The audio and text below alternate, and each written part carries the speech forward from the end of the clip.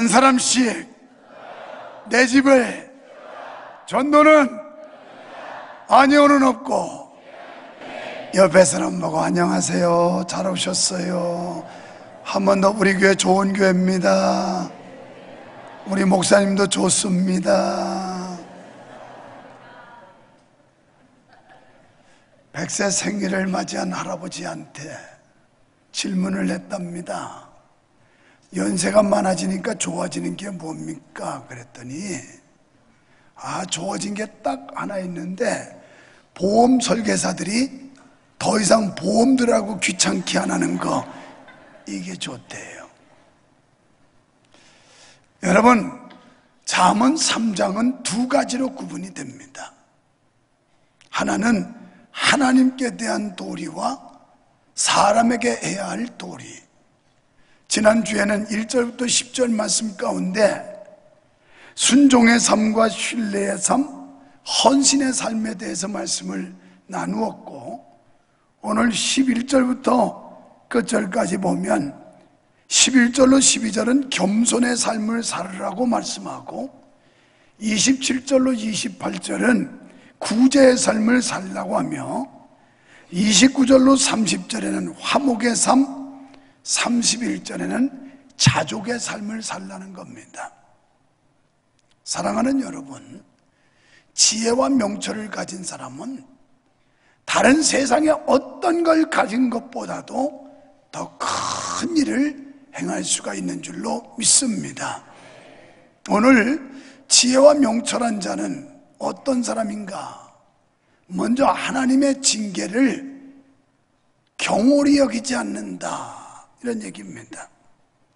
솔로몬은 지혜를 얻으라고만 하지 않고 실제로 그 지혜를 얻은 자가 누리는 행복에 대해서 말씀을 하고 있습니다.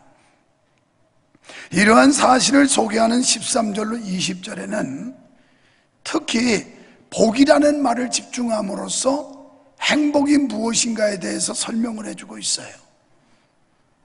이 복은 단순히 금이나 진주 같은 것이 아니란 말입니다. 다시 말하면 세상적인 가치관이 아니라는 얘기예요. 세상의 복의 개념은 이 사람이 돈을 얼마나 많이 벌었느냐, 이 사람은 세상적 지위와 권력을 얼마나 거머쥐었느냐, 또 이 사람은 다른 사람보다 외모가 얼마나 아름답고 멋지냐, 이런 것들이 복이라고 생각해요. 그런데 오늘 말씀은 이런 복이 아니고, 이 복은 언제나 하나님을 의지할 수 있으며 슬픔 가운데서도 주의 비밀을 알며 죽음의 직면에서도 내적인 평화와 생명을 얻는 신령한 복을 말합니다. 그러니까 죽음도 능가할 수 있는, 어떤 위협과 위험도 맞서 싸울 수 있는, 그리고 내적인 평안을 만끽하는 복, 이게 진짜 복이라는 거예요. 돈이 아무리 많아도 불안하고 초조하면 행복할 수 없고요, 아무리 인물이 빼어나도 환경이 옥조이면 행복할 수 없고요, 결국은 우리의 이 내적 평안, 내 마음속에 평화가 없으면 세상적인 거 아무리 많이 가지고 있어도 행복할 수가 없는 거예요. 지난 주일 저녁에 왔던 박누가 원장, 참 그래도 은혜 있는 분들이 많이 참석을 했어요. 이분은 30여의 항암, 자기 몸도 가눌 수 없는데도 불구하고 그는 절대 절망하지 않고 슬퍼하지 않고 하나님에 대해서 원망하거나 불평하지 않고 그저 감사하면서 암과 맞서 싸우는 그 믿음, 이게 신앙인 거예요. 너무 지쳐서 몸도 지체를 잘 못하는데 제가 이렇게 부축해 보니까요, 뼈만 남았어요, 뼈만. 근데도 그 몸 가지고 또 항암 끝나면 또 격오지 가서 열심히 사람들 치유해주고 예수 사랑 전해주고. 그래서 지난번도 오지에 갔다가 걸어다니다가 쓰러져 가지고 혼날 뻔 봤대요. 그래서 이거 보세요, 목사님, 2보 전진을 위해서 1보 후퇴도 필요한 거라고. 너무 무리하지 말고 목사님 건강을 회복해서 더 많은 사람들에게 주의 사랑을 전해줄 생각해야지 너무 무리하면 되겠냐고 그랬더니 앞으로는 차가 닿는 데까지만 가야지 걸어 다니는 데는 조금 자제를 해야 되겠다고 그러더라고요. 그러면서도 전혀 기죽는 기색이 없어요. 웬만한 사람들 같으면 그 지경이 되면 사색이 돼가지고 기가 빠져가지고 맥이 빠져서 죽을 짱으로 아플 텐데 전혀 말기암 환자로서 투병하는 사람 같지 않은 그 자신감과 용기와 기쁨, 이게 지혜와 명철한 자, 그 마음속에 지혜를 소유한 자가 누리는 참된 평안이라 이 말이에요. 이렇게 되려면 요한복음 14장 1절에 보니까 너희는 마음에 근심하지 말아라. 하나님을 믿으니 또 나를 믿어라. 오늘 여러분의 마음속에 하나님의 평화가 있고 여러분 마음속에 예수 그리스도가 있으면 우리는 참된 평안을 누리게 될 줄 믿습니다. 진실로 우리 신앙인들이 추구해야 할 것은 쉽게 사라져버릴 재물과 명예가 아닙니다. 우리는 참 지혜를 추구해야 할 줄로 믿습니다. 여러분 돈 얼마나 모으셨어요? 그거 하루아침에 없어질 수 있어요. 여러분 지금 건강하다고 젊음을 호언장담하고 있습니까? 오늘이라도 쓰러질 수 있어요. 이게 우리의 육체고 이게 인간사예요. 이런 것 때문에 슬퍼하거나 낙담하지 말라는 거예요. 이것을 초월해서 내가 사방으로 우겨싸임을 당해도 쌓이지 않는 것은 하나님이 나와 함께 하시고 하나님이 나를 구원하신다는 자신과 믿음이 있을 때 우리는 매이지 않고 묶이지 않고 갇히지 않을 수가 있게 된다라는 거예요. 이게 하나님이 주시는 엄청난 은혜예요. 할렐루야. 여기서 우리가 얻게 될 지혜는 하나님으로부터 주어지는 지혜인 줄로 믿습니다. 유일하신 하나님과 그 아들을 알게 하는 지혜예요. 우리를 영생에 이르게 하는 지혜인데 요한복음 17장 3절에 보면 다같이 영생은 곧 유일하신 참 하나님과 그의 보내신 자 예수 그리스도를 아는 것이니이다. 영생은 교회 다니는 게 아니고 유일하신 하나님 그의 아들 예수 그리스도 아는 거, 믿는 거, 이게 영생이라는 거예요. 교회 왔다 갔다 해서 구원받는 게 아니고 여러분의 마음속에 하나님을 믿는 믿음과 우리를 위해 대속의 제물 되신 예수 그리스도가 여러분이 믿어져야 된다는 거예요. 그래야 구원받아요.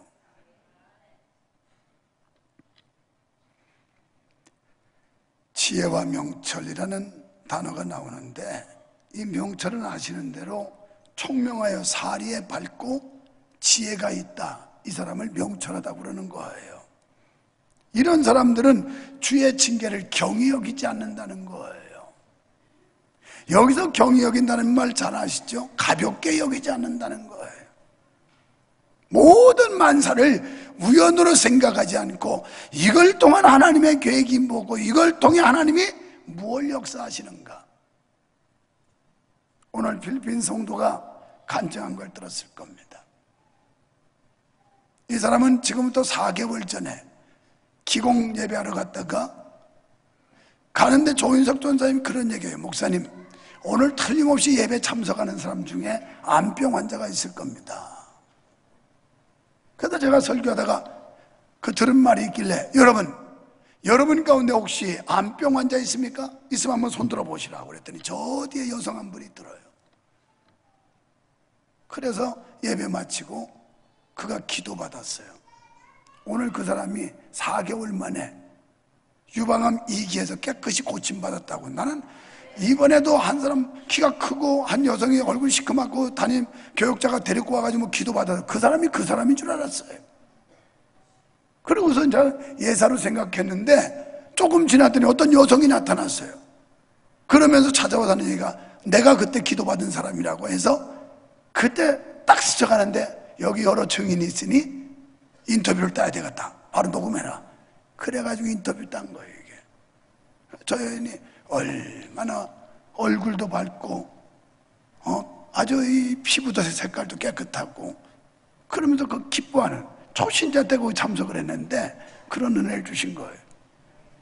이 하나님이 교회를 짓게 하더니 저 사람 마치 사르밧 과부를 3년 6개월 기근 속에 먹여 살리기 위해서 하나님의 종 엘리야를 보낸 것처럼 말이에요.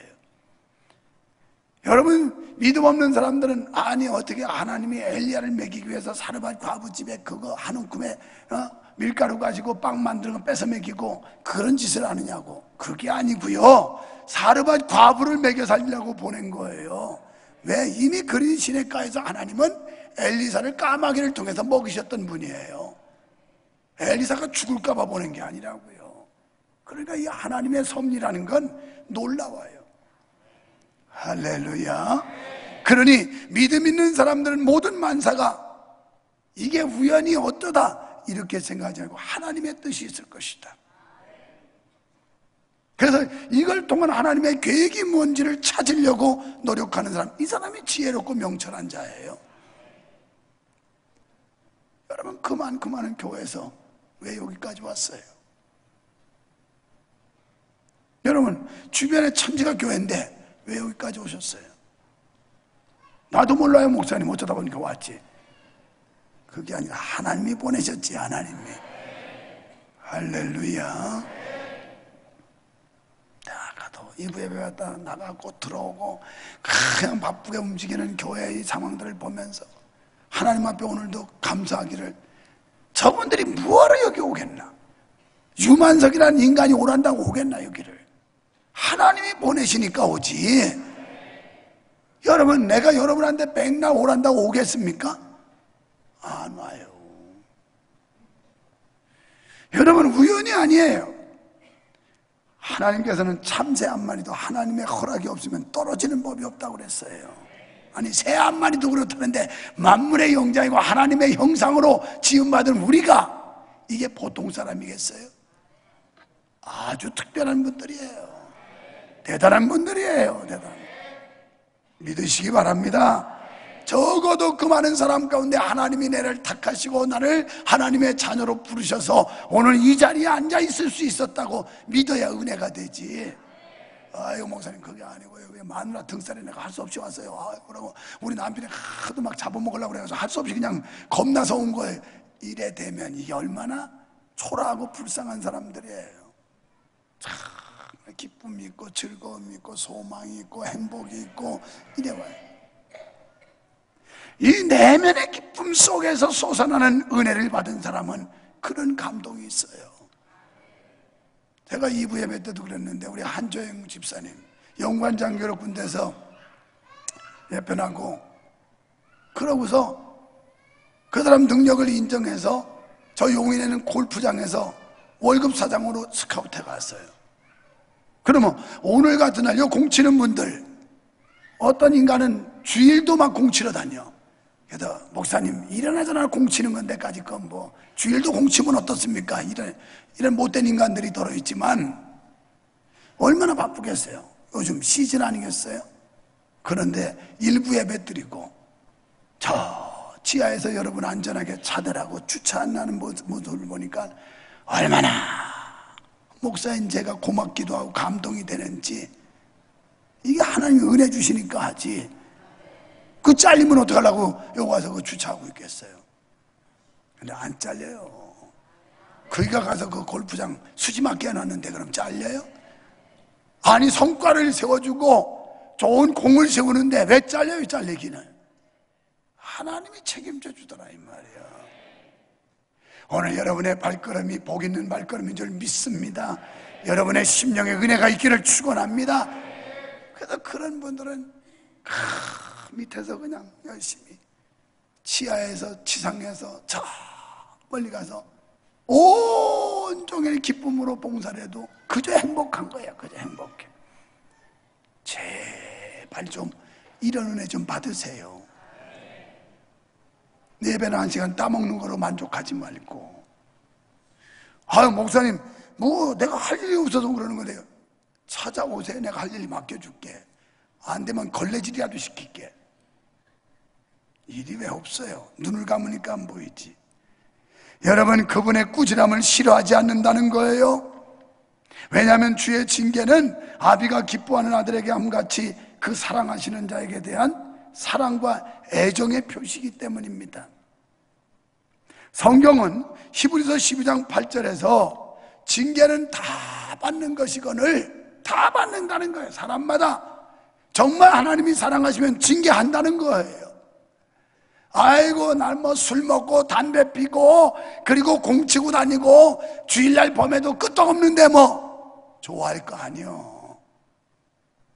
좋아할 게 아니라고. 이건 문제가 있는 거예요. 하나님이 툭툭 건드려 놔야 정상이지 제멋대로 사는데도 아무렇지도 않다? 그건 좋아할 일이 아니야. 슬퍼할 일이지. 자식이 못된 짓 하면 부모가 내비두겠어요? 부모가 그 자녀를 채근도 하고 책망도 하고. 지금 사랑하는 부모가 자녀에게 함과 같이 이렇게 나오잖아요. 하나님의 징계는, 그 징계는 여러 가지로 나타날 수 있어요. 때로는 질병으로 올 수도 있고, 때로는 물질의 어떤 어려움으로 올 수도 있고, 뭐 여러 가지 그 환경과 상황을 동원해서 하나님이 역사하시는데, 이런 때 예사로 생각하는 게 아니라 왜 내게, 왜 나에게 이런 일이 있을까? 하나님이 뭘 원하시는 걸까? 이걸 깨달아야 된다는 거예요. 이게 없으면 버린 자식이라는 거예요. 개판 5분 전으로 사는데도 괜찮다? 그 별로 좋아할 일이 아니라니까요. 자식을 포기하면 부모가 저건 내 자식도 아니야, 호적에서 빼버렸어, 그러고 무슨 짓을 내비둬요. 그런데 그거 않으면 혼도 내고 경고도 하고 윽박지르기도 하고, 그래도 안 되면 종아리도 때리기도 하고 그러는 거예요. 그렇게 돼도 바로 잡아보려고. 이게 은혜예요. 이게 은혜예요. 저는 잘 그런 거 안 하지만 혹시 목사가 강단에서 책망 설교를 해도 이게 은혜라고 받아들여야 돼. 아유, 우리 잘 믿으라고 그러는구나, 잘 믿으라고. 하나님 앞에 바로 서라고 그러는구나. 난 사실 그런 걸 잘 못하는 사람이거든요. 난 좋은 얘기만 잘해요. 웃는 사람들은 아닌데. 그래. 여러분, 징계는 교육적 목적으로 응징하며 가르치는 일종의 연단이라는 뜻이에요. 때문에 징계를 받는 자는 그 징계가 일시적으로는 힘들지 모르지만 모든 것이 궁극적으로는 유익된다는 것을 믿으시고, 싫어하거나 또는 지겨워하거나 또는 원망하거나 불평해서는 안 된다는 말이에요. 신명기 8장 1절에 보면 이스라엘을 하나님이 낮추시기 위해서 40년 동안 광야에 넣었다, 이렇게 말씀해요. 죽이려고 한 게 아니에요. 그런데 40년 동안 광야는 하나님께서 4절에 보면 그들의 옷이 헤어지지 않게 하셨고 발이 부르지 않게 하셨고, 하나님이 끝까지 책임은 지시는데 이들을 낮추게 하기 위해서, 겸손하게 하기 위해서 그들을 40년 광야에 집어넣었다는 거예요. 그러면서 5절에 하나님은 우리를 버리지 않고 사랑하시는 거니 끝까지 여호와를 경외하는 것을 놓치지 말아라, 버리지 마라, 끝까지 믿음 지키라는 얘기예요. 사람이 징계를 받음으로 겸손해질 수 있어요. 이런 어려움을 당해보면 내가 얼마나 별 볼 일 없는 존재고 연약한 존재인가, 이걸 깨닫게 되는 거예요. 이런 연단을 받지 못한 인간은 기고만장해. 기고만장해. 난 부인이야. 자기가 뭐 대단한 존재나 되는 줄 알고. 지혜와 명철한 사람은 두 번째로 그것을 귀히 여깁니다.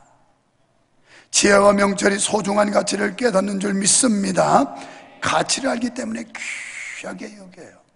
물건도 가치가 있는 건요, 얼마나 소중하게 다루는지 몰라요. 그런데 가치가 없는 건 막 팽개치고 집어던지고 맺히고 막 그래. 가치가 없으니까. 그런데 가치의 소중함을 가지고 있으면 그 물건을 소중하게 다뤄요. 15절 말씀에 지혜는 진주보다 귀하니 너의 사모하는 모든 것으로 이에 비교할 수 없도다 그랬어요. 이 말은 쉽게 설명하면 이런 얘기입니다. 내가 재미와 관심을 보이는 모든 것 혹은 내가 소유한 귀중한 물건보다 더 귀한 것이 지혜다, 이 뜻이에요. 그러니까 내가 세상적인 거, 세상 거 이거 귀하다고 생각하는데 그거보다 더 귀한 게, 돈보다 더 귀한 게 지혜고, 명예보다 더 귀한 게 지혜고, 여러분 건강보다도 더 귀한 게 지혜고, 지혜는 예수 그리스도예요. 예수 그리스도. 욥기 28장 18절에 산호나 수정으로도 말할 수 없나니 지혜의 값은 홍보석보다도 귀하도다. 이렇게 소중한 가치가 지혜라는 거예요. 그리고 23절에 보니까 지혜를 얻는 자의 길은 즐거운 길이 열린대요. 여러분, 예수 안에서 여러분의 앞길이 열리기를 축원합니다. 뿐만 아니라 평강의 길로 편안하게 갈 수 있게 한대요. 그 다음에는 발에 거치는 거리, 거추적거리는 게, 거리적거리는 게 없다는 거예요. 인생 살면서 길 가면서 거리적거리는 것이 얼마나 불편해요. 짜증나고. 그런데 하나님께서 지혜와 명철한 자에게는 거치는 게, 거리적거리는 게 없게 한다는 거예요. 이런 축복을 원하시면 아멘 합시다. 또 24절에 보면 단잠을 자게 한대요. 지금도 이렇게 귀한 말씀이 선포되는데 단잠을 자는 사람이 있어요. 이건 단잠이 아니고 마귀가 듣지 말아라. 너 은혜 받으면 큰일 난다. 듣지 말고 눈 깔아?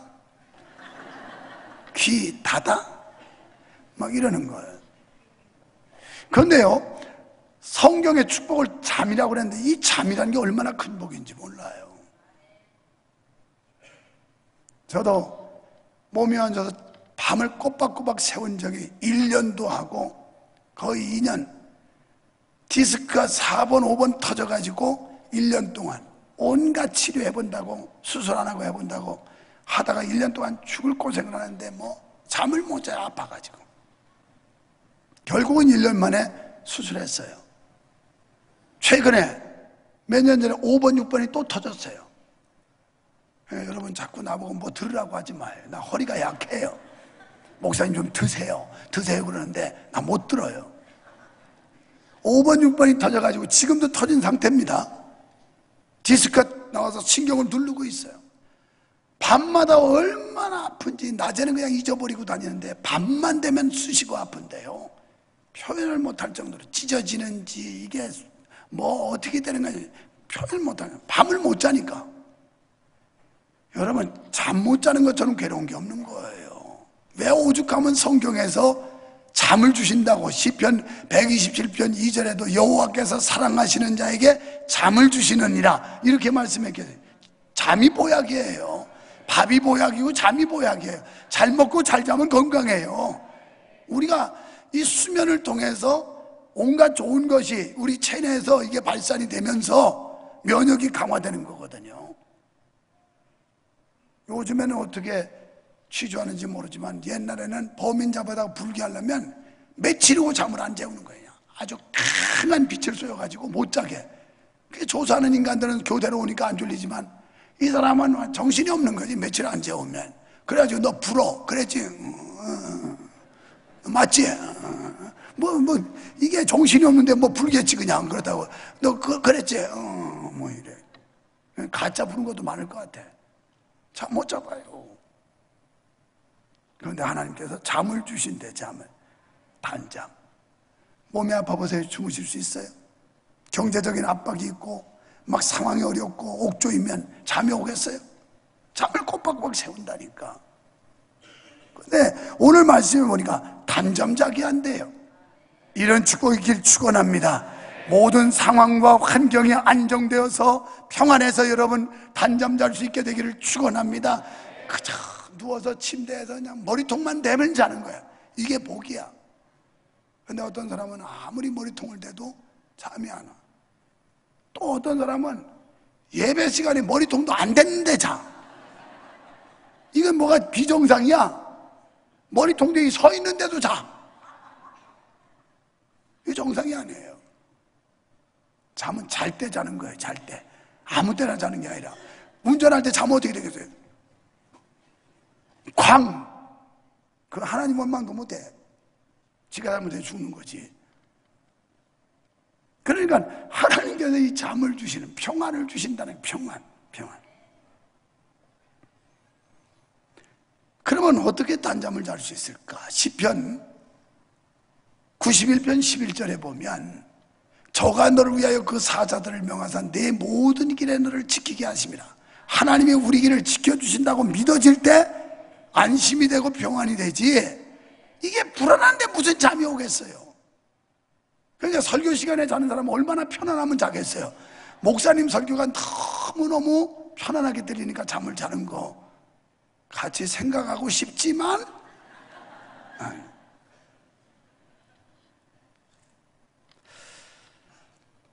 그리고요 22절에 지혜를 얻은 자가 누리는 대표적인 복을 말씀해요. 내적으로는 영혼의 구원과 건강을, 외적으로는 그 얼굴과 삶이 빛나는 복을 얻는다는 거예요. 빛나는 복. 여러분의 얼굴이 빛이 나기를 축원합니다. 보니까 다 빛이 나요. 딱 2명만 빼놓고. 목사님 나 찍었구나. 맞아요. 2명. 얼굴에 빛이 나게 한다고 그랬어요. 지혜와 명철한 자는 얼굴이 빛난대요. 제 얼굴 괜찮잖아요. 이게 지금 뜨거운 필리핀을 연속해서 몇 주를 갔다 왔는데, 이게 끄슬러도 난 또 지성이라서 금방 끄슬러요. 그냥 우리 한국에서도 금방 끄슬러요. 난 지성이라 아주 기름이 풍부해요. 그래가지고 금방 끄슬르는데, 뭐 여자들처럼 그렇게 늘 바를 수도 없잖아요. 선크림 한번 바르고 나면 몇 시간이면 없어진다는데, 여성들은 계속 보면 또 계속 여기다 더 씌우고 막 그러니까 커버링이 되지만, 우리는 뭐 그렇게도 안 하니까 막 다 끄슬리는 거지. 그런데도 내가 봐도 참 뽀얘, 이 얼굴이. 빛이 나야 돼요. 마음이 즐거우면 얼굴이 빛이 나는 거예요. 빛이 나. 여러분 예수 그리스도를 여러분 마음에 소유하면 얼굴에 빛이 난다는 거예요. 왜? 빛을 받았으니까. 하나님이 빛이라고 그랬잖아요. 어제는 오산에 새가족 신방을 가는데 뭐 다 그렇더라고요. 세류동에 간 집사님더라고. 어쩔 줄을 몰라. 목사가 신방 왔다고 막 흥분이 돼가지고. 그것도 남자 집사님이. 내 여자 집사님이 그러면 이해를 하겠는데, 남자 집사님이 막 어쩔 줄 뭐 진땀을 빼가면서 막 그래가지고 그렇게 좋아서, 아니 그게 뭘 두려워서 하는 게 아니라 좋아서 하는 표정, 모습이 보이더라고. 무릎을 꿇고 있어서, 집사님 그냥 편히 앉으세요. 편히. 아유 이거 목사님이 오시니까 그냥 어쩔 줄 모르겠다고. 피더니 조금 있으니까 또 꼽았어요. 아 그냥 피시라고. 나 그렇게 불편 주는 사람이 아니라고. 그랬더니 나중에 하는 말, 가만히 쳐다보더니, 목사님 화면으로만 뵙던 것보다 가까이 뵈니까 엄청 젊으시네요 그러더라고. 이 소리는 여성분들한테 기분 엄청 좋아해요. 막 아우 어쩌면 이렇게 젊으시냐고 그러면 입이 여기에 걸려가지고, 그런데 어머 왜 이렇게 주름이 많아져서 그때부터 기분 잡치는 거예요. 그러니까 절대 여성분들한테 뭐 주름 많다든지 이런 얘기는 많아도 없다고 해줘요. 그냥 어쩌면 이렇게 피부가 곱냐고, 이렇게 통통하냐고, 주름도 없다고 그러면 그냥 착각해가지고 좋아서 막 어쩔 줄 몰라요. 여러분 그런데 은혜 받으면, 예수가 그 안에 있으면 얼굴이 빛이 난다는 거예요. 제 말인가 성경인가 볼까요? 전도서 8장 1절 다 같이, 지혜자와 같은 자 누구며 사리의 해석을 하는 자 누구냐? 사람의 지혜는 그 사람의 얼굴에 광채가 나게 하나니 그 얼굴에 사나운 것이 변하느니라. 예수 믿는데도 아직도 헐크, 이거 문제 있는 여성들이에요. 남편만 보면 헐크가 돼가지고 아내만 보면 헐크가 돼가지고 이거 문제 있는 인간이에요. 여기 성경에 보니까 지혜자, 사리 해석을 하는 자 누구냐? 사람의 지혜는 그 사람의 얼굴에 광채가 나게 하는데 그 얼굴에 사나운 것도 변한다는 거예요. 사람은 일단 인상이 좋아야 돼요. 막 여기 도끼가 서려가지고 잡아먹을 듯이 이러면 되는 일이 없어요. 그러니까 하루에 거울을 한 12번씩 보고 계속 웃는 모습을 해요. 저도 원래 인상이 강한 사람이라서, 제가 목사인데 목사로 보는 사람이 많지 않아요. 무슨 뭐 정복과 형사라든지 무슨 뭐 안기부 직원이든 뭐 이런 사람으로 봐요 나를. 근데 그만큼 아주 예리하다는 거지. 이게 좋은 거야, 좋은 거야. 아주 보는 게 벌써 아주 예리하고 날카롭다는 거니까, 이 예수 믿는 사람 눈이 살아있거든 벌써. 예수 믿는 사람 눈이 막 썩은 동태는 것처럼 그냥 이래. 이러면 이게 뭐 되겠어요? 마귀가 그냥 갖고 놀지. 그래서 우리가 이 사나움이 없어진다는 거예요. 은혜 있는 사람들은 얼굴이 봐도, 아니 원래 생긴 게 그렇게 생겨서도 다 변한다니까. 목사님 나 태생이 그런데 어쩌란 말이에요. 그러니까 사람들이 눈도 까뒤집잖아요. 막 그래가지고 어떻게 하면 작은 눈을 키우고 젖은 거 높이고 막 이러려고 막 리모델링을 해가지고, 요새 하나님께서 고민 중에 하나가 어떤 게 진품인지를 몰라가지고 하도 많이 뜯어 고쳐서 잘 모르겠다는 거예요. 이게 원래 유만석이는 이렇게 생겼는데 이게 막 수리를 해가지고 어떻게 많이 바뀌어서 이게 막 틀어졌고 얕었던 코가 높아졌고 막 눈도 조그맣던데 어떻게 갑자기 커졌고 막 여기도 툭 튀어나왔는데 막 깎아내고 그래서 하나님이 아주 고민이래요. 그 진짜가 뭔지를. 또 하나 고민이 있는데, 지옥을 몇 도로 할까? 우리 한국 사람들이 하도 불가마에 가서 단련돼가지고 웬만큼 뜨겁게 해서는 이게 감각이 없다는 거예요. 그래서 이걸 몇 도로 해야 저것들이 고통을 받으려나.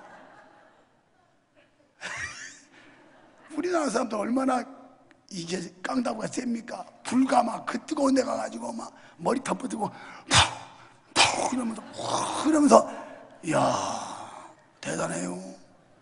그래서 지옥의 불을 몇 도로 해야 이것들이 고통을 받으려나. 아무리 불가마에서 단련해도 지옥 가서는 못 견뎌, 뜨거워서. 그것도 잠깐은 견뎠다고 생각해봐. 그런데 거기서 영원히 집어넣는다고 해봐. 불가마에다가 견딜 수 있으니까 불가마 온도도 못 견뎌요. 그래서 우리는 얼굴에 빛이 나야 된다는 거예요. 오늘 집에 가실 때는 얼굴이 환하게 되시기를 축원합니다. 그래가지고 부인이 교회 갈 때는 인상 빡 하는데 안 믿는 남편이 일어나 보니까 부인이 그냥 오늘 싱글벙글이야. 야, 뭐 가서 좋은 일 있냐? 너 교회 가서 뭐 좋은 일 있었냐? 왜 이러냐? 그래. 얼마나 좋은지 모르겠다. 나 행복해. 그러면 뭐 나 때문이야? 누구 때문이냐? 자꾸 그러면 하여튼 난 기분 좋아. 이게 뭐 교회 갔다 오니 뭐 잘못 먹었나? 왜 이러나? 하면 밥 먹고 왔다 이 새끼야. 내가 가서 국밥 하나 먹고 왔다 왜?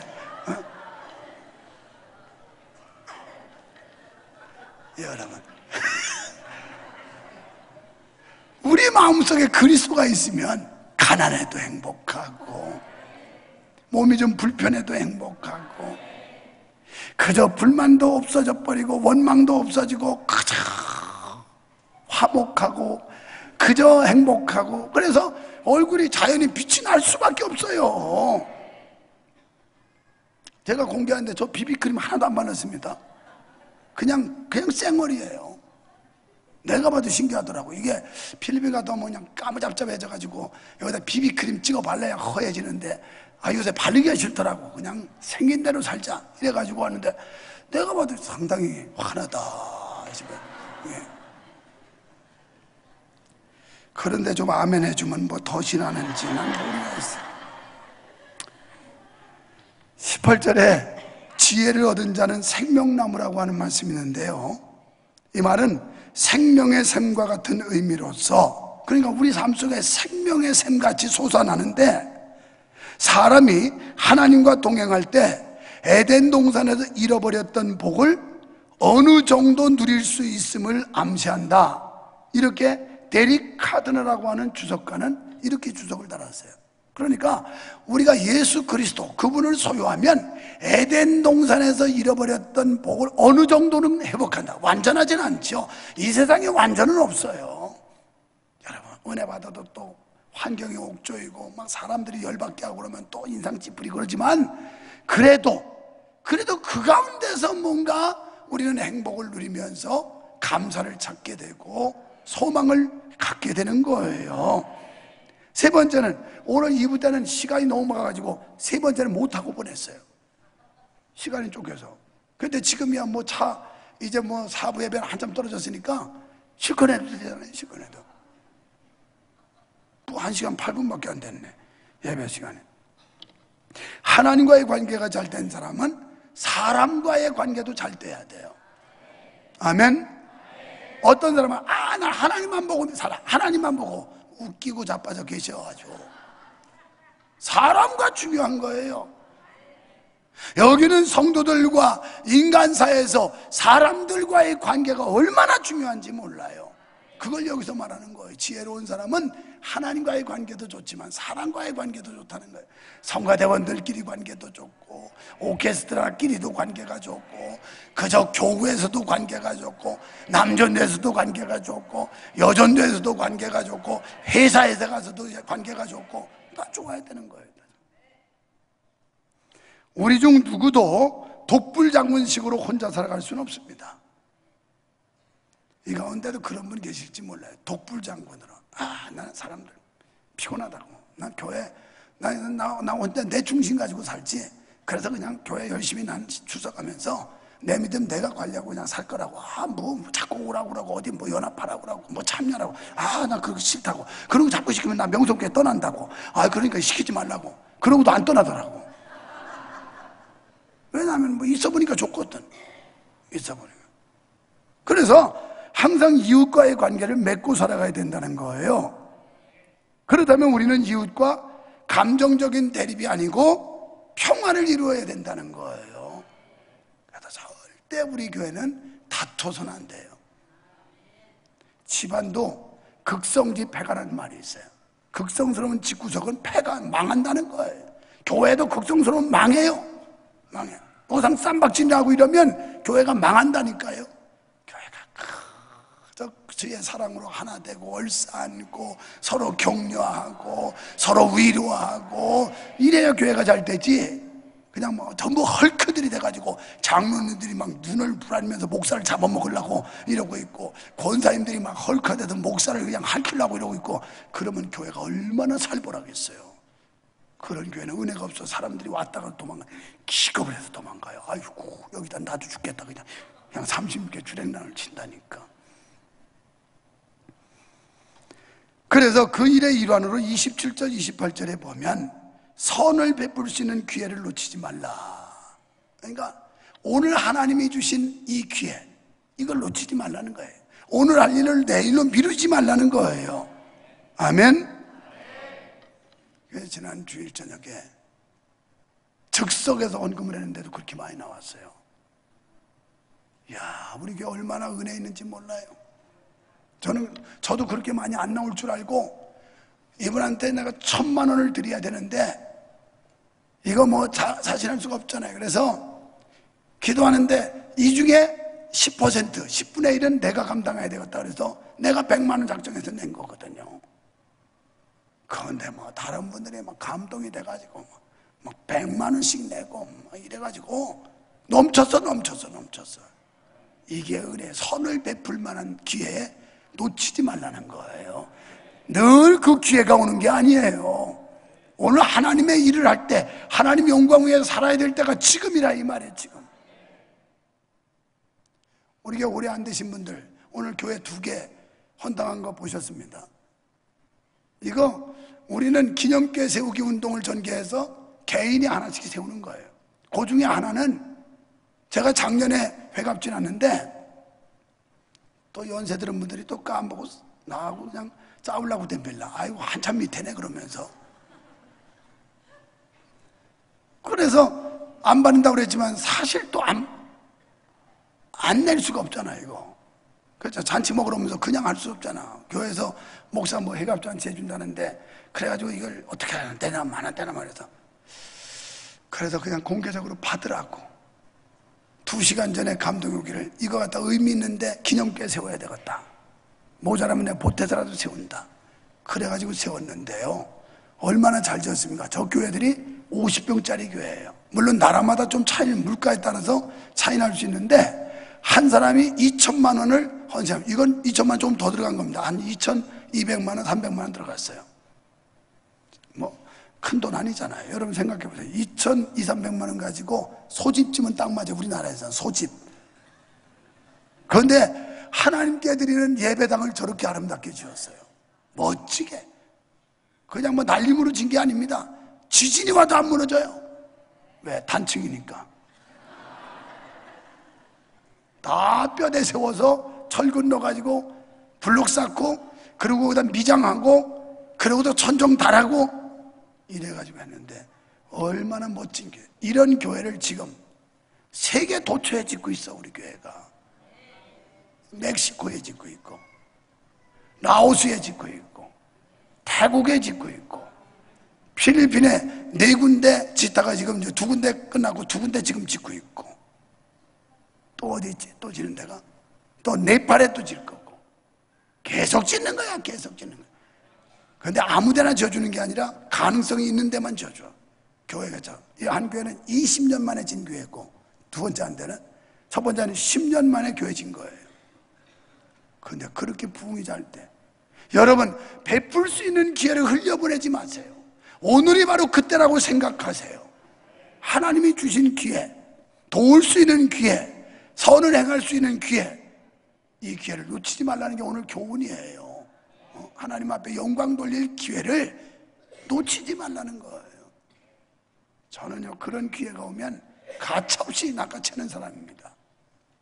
왜냐하면 또다시 그 기회가 온다고 장담할 수 없는 거기 때문에. 근데 그랬더니 하나님이 복 주더라니까요.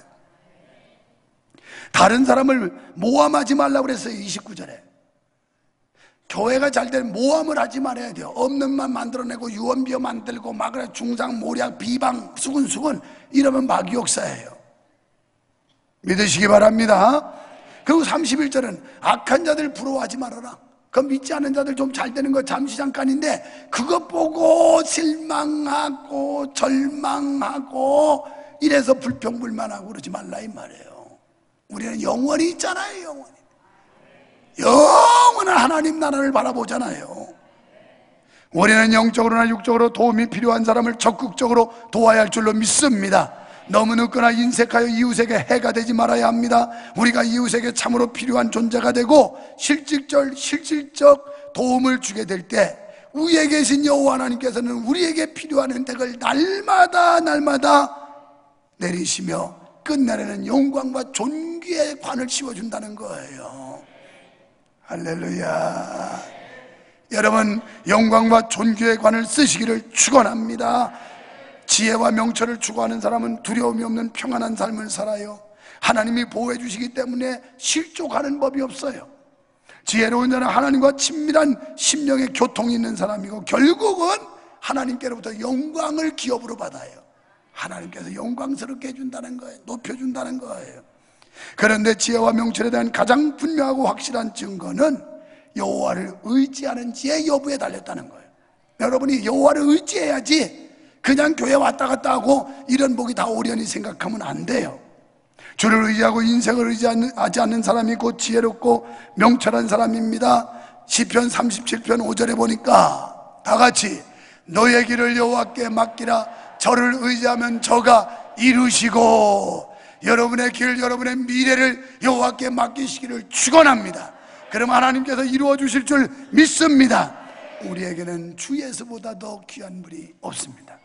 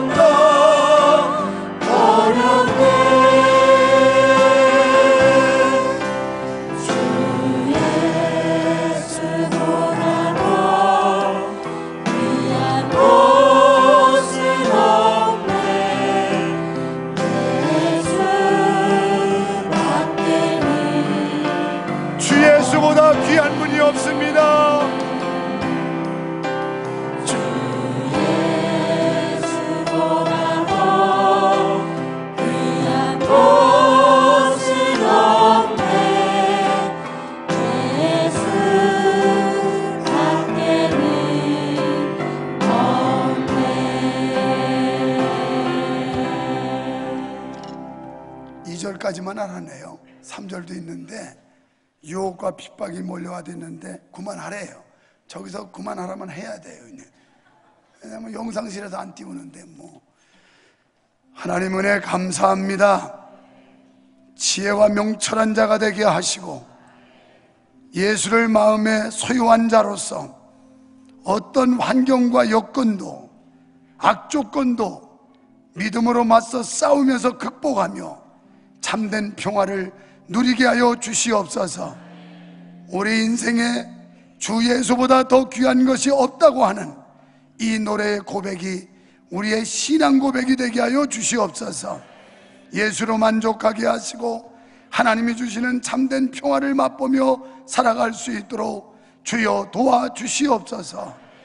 예수님 이름으로 간절히 기도하옵나이다. 아멘.